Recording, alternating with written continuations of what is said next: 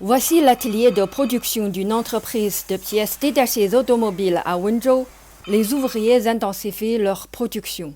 Après la publication de la déclaration commune sur la réunion économique et commerciale entre la Chine et les États-Unis à Genève, l'augmentation soudaine des commandes a dynamisé leur activité.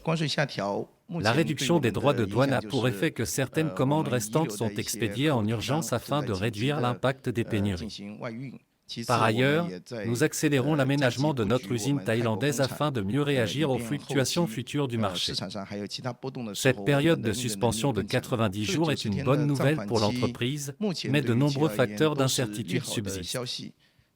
Notre entreprise poursuit donc son développement en 2 étapes, avec des usines nationales et des usines étrangères. Cette entreprise a commencé à planifier l'implantation d'une fabrique en Thaïlande en 2023. Les commandes devraient démarrer normalement entre octobre et novembre cette année. Le responsable de l'entreprise a déclaré que malgré la réduction des droits de douane, la politique tarifaire actuelle de la Thaïlande présente toujours des avantages significatifs. Face à l'incertitude du contexte commercial mondial, une autre entreprise à Wenzhou a choisi d'adopter une stratégie mondiale diversifiée. Par le passé, le marché américain représentait une part importante de notre capacité de production, environ 30%.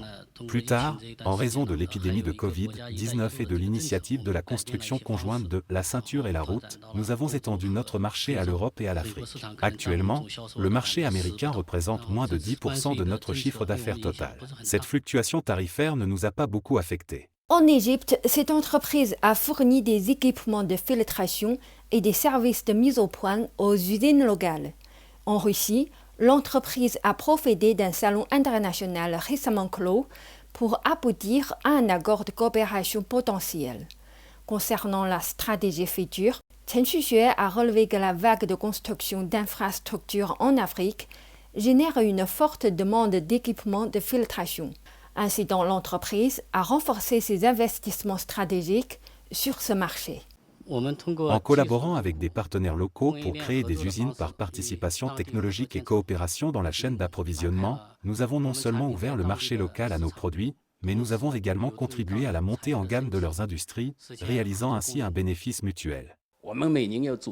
Chaque année, nous accueillons plus de 900 entreprises sur 13 stands nationaux et internationaux afin de les aider à développer leur marché. Face à l'importance croissante des marchés étrangers, nous renforcerons nos efforts dans ce domaine à l'avenir. De l'implantation de fabriques en Asie du Sud-Est aux partenariats technologiques internationaux, les entreprises de pièces automobiles et motos de Wenzhou évoluent. Elles ne se contentent plus de gérer le risque, mais deviennent de véritables acteurs de la chaîne industrielle mondiale, illustrant ainsi la nouvelle résilience du Made in China.